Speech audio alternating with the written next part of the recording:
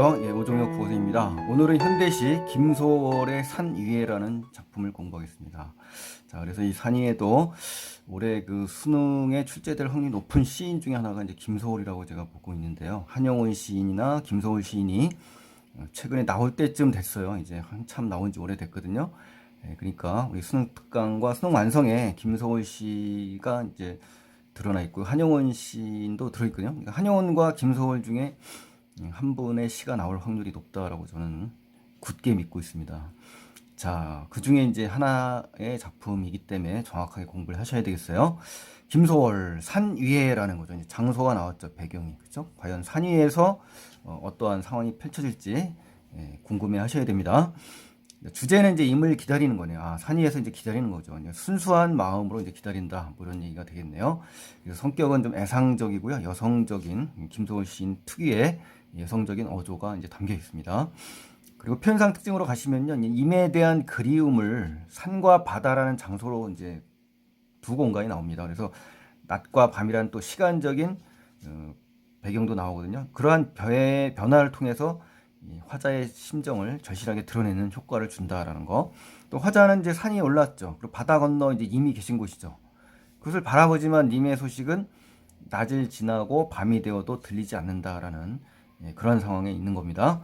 그래서 시적화자는 이제 그렇지만 절망하거나 포기하지 않고 아침이 올 때까지 순수한 마음으로 님을 기다립니다. 그래서 예를 들어서 물꽃, 물노래 등 물과 연관된 이 자연물을 정서를 표현을 통해서요. 님에 대한 그리움과 사랑의 정서를 잘 드러내고 있어요. 또 시공간이 화자의 정서와 잘 조응하면서 함축적 의미를 잘 드러냈고요. 또 님에 대한 그리움을 산과 바다라는 장소를 통해서 절실하게 드러내는 데 기여를 했다라는 것도 알아두시고요. 또 시간의 변화, 그렇죠? 이걸 변함없이 님을 기다리는 화자의 모습을 강조하는 효과도 주고요. 또 전통적인 음률, 삼보의 형식을 통해서 리듬감을 부여한다라는 거죠. 또 배경 묘사가 나오면서 쓸쓸한 분위기를 더 부각해주고 있고요. 여성적 어조의 경어체를 쓰면서 정서를 절실하게 표현하는 그런 효과를 거두고 있습니다. 자, 그럼 이제 내용을 한번 가볼까요? 1년에서는 이제 위에서, 그렇죠? 산이죠. 산 위에서 바다 건너를 바라보며 임을 그리워하는 겁니다. 산 위에서 바다 건너를 바라보며 임을 그리워하는 거죠.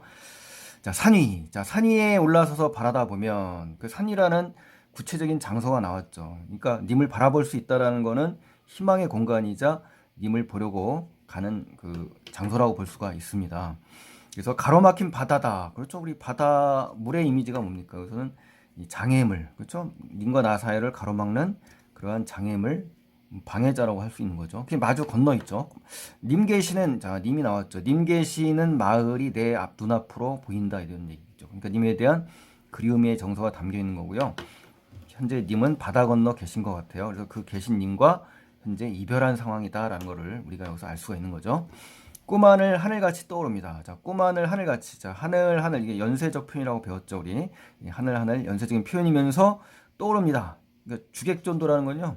마을이 내 눈앞으로 떠오른다니까 내가 마을이 보는 게 아니라 마을이 이렇게 보인다는 걸로 봐서 주객전도의 표현 방식을 쓴 거고요. 연쇄적인 표현. 그래서 님을 향한 마음을 보여주고 있는 겁니다. 자, 그 다음에 이연에 가시면은 이제 날이 저물었어요. 그쵸? 또 안개가 덮여 있어요. 그래서 님 계신 곳을 볼 수가 없는 겁니다. 그러니까 첩첩산중이죠. 그러니까 흰모래 볼에 빗긴. 자, 이렇게 연쇄적인 표현. 선창가. 자, 선창가라는 건 이제 부둣가를 의미하는 거고요. 쓸쓸함을 환기하는 그러한 역할을 하는 시어고요. 또 님을 만날 수 있는 공간이 바로 부둣가잖아요. 그렇죠? 바다 건너에 있으니까 제일 먼저 맞이할 수 있는 곳이 선창가지 않습니까? 그래서 한가한 뱃노래가 자, 멀리 잦으며 이제 잦으며라는 것은 잘 안 들려온다. 즉 뱃노래가 안 들린다는 얘기는 배가 오고 가는 배들이 없다라는 얘기를 알 수가 있는 거죠. 또 날이 저물었죠. 안개가 또 깊이 덮였죠. 시간의 흐름을 통해서 또 현재 그 설상가상인 거죠. 그러니까 어떻게 보면은 그래서 부정적인, 그죠? 이 부정적이라는 것은 님과 나 사이가 더 멀어지는 느낌.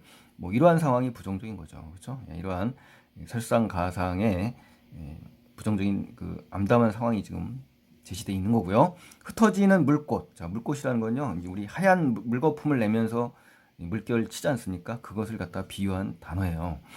이거밖에 없다. 안득입니다라는 것은 아득하다라는 얘기인데요. 이걸 갖다가 안득입니다라고 표현을 했습니다. 그래서 님이 현재 존재하지 않죠. 님의 부재로 이 화자는 어떤 겁니까? 슬픔을 갖고 있는 겁니다. 그러한 슬픔을 불러일으키는 단어가 여기에 있는 겁니다. 흩어지는 물꽃뿐 아득합니다에 담겨 있다는 거죠. 자, 그래서 이제 여기까지는 이제 2연을 보신 거고요. 이제 3년에 가실까요? 3년에 보시면은 이제 밤은 깊어가지만 님의 소식은 이제 들을 수 없다라는 얘기입니다. 그래서 이윽고 시간이 흘렀죠? 밤이 어둡죠? 물새가 울죠. 자, 쓸쓸한 밤 분위기를 지금 제시해 주는 거고요. 청각적인 이미지가 떠오르죠. 운다고 했으니까. 또 화자가 이제 기대하고 소망하는 님의 소식을 확인할 수는 없지만 그래도 물새 우는 소리, 청각적인 소리를 들음으로 인해서 배가 바다로 떠나는 모습을 볼 수 있는 그러한 시간이라는 걸 알 수가 있습니다. 그래서 물결 따라 하나둘 배는 떠나서 저 멀리 한바다, 아주 먼 바다, 그죠?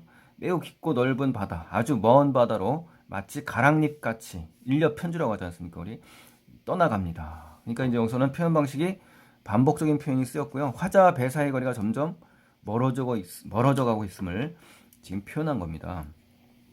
자, 사연해 보실까요? 밤을 지새우죠. 네. 그래서 순수한 마음으로 님을 기다린다. 주제의식이 담겨 있어서 중요합니다. 이 사연이.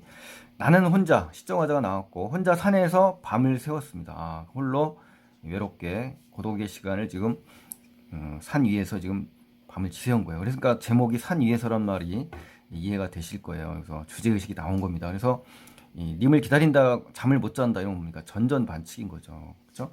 또 아침이 됐죠. 시간이 흘러갔죠. 밤에서 아침으로. 그렇죠? 시간의 경과가 나온 거고요. 님의 소식이 오리라는 그 희망의 시간이 바로 아침입니다. 그래서 붉은 볕, 그렇죠? 해가 붉게 불타게 있죠. 몸을 씻는데요. 아, 그러니까 표현이 아주 이 부분이 기가 막힌데요. 해가 이제 붉은 볕이 몸을 씻는다. 아, 이 표현은 정말 대단히 김소월 시인의 특징이 잘 드러나는 것 같습니다. 정말 잘 쓰는 시인이라는 걸 알 수가 있는 게 바로 이 부분인 것 같아요. 그래서 시각적인 표현이 담겨 있고요. 님을 기다리며 고독한 밤을 지새우고 아침을 맞이하는 광경을 갖다가 묘사한 겁니다. 그래서 시간의 흐름이 잘 드러났으면서 하루 밤과 아침을 경과하면서의 화자의 모습을 우리가 잘 읽을 수가 있잖아요. 그렇죠? 귀를 기울이고 솔곳이죠. 솔곳이란 단어도 솔깃하다는 말 쓰잖아요. 우리 마음이 끌려서 기운다는 거예요. 어느 부분으로 쏠린다는 얘기죠. 쉽게 말해서 귀를 기울이고 쏠려서 엿듣노라면 님 계신 창 아래로 가는 물노래, 그죠? 이 물이 이제 흘러가면서 님 계신 곳도 이제 흘러갈 거 아니에요. 그러니까 물이 흐르면서 내는 소리인데 여기서는 객관적 상감이라고 볼 수가 있고요. 님에게 절실하게 당하고 싶은 화자의 속마음이 담겨 있는 겁니다. 자, 마지막 오연을 보실까요? 님이 자신의 기다림을 알아주기를 소망하는 마음입니다. 그래서 흔들어 깨우치는 물노래, 그렇죠? 이 물노래는요, 그 사랑과 그리움을 전달하는 매개체라고 볼 수 있고, 평안북도 사투리의 뱃노래라는 의미도 담겨 있다고 합니다. 그러니까 참고를 하시고요. 어쨌든 중요한 건 흔들어서 청각적인 이미지를 통해서 님이 자신의 그 사랑을 갖다 전달하는 그러한 상황이라는 걸 알 수가 있죠. 내 님이 놀라 일어나 찾으신데도 가정법을 썼어요. 내 몸은 산 위에서, 그 산 위에서 반복을 썼죠. 그래서 간절한 그리움을 우리가 알 수가 있고요. 이 산이라는 그 시어는요, 밤을 새운 화자가 님이 자신을 찾아주기를 기대하며 잠들어 있는 그 공간입니다. 전전반칙의 공간인 거죠. 그렇죠? 고이, 곱게 깊이 잠들어 다 모릅니다. 그러니까 님을 못 만나는 이 안타까움, 님이 온다 하더라도 님을 못 만나는 그런 안타까움의 정서가 마지막에 담겨 있는 겁니다. 그러니까 결국은 순수한 마음으로 사랑하는 님을 기다리는 마음을 우리 산이에서 표현했다라고 볼 수가 있습니다. 자, 그래서 오늘 그 아주 중요한 시를 이제 공부를 했고요.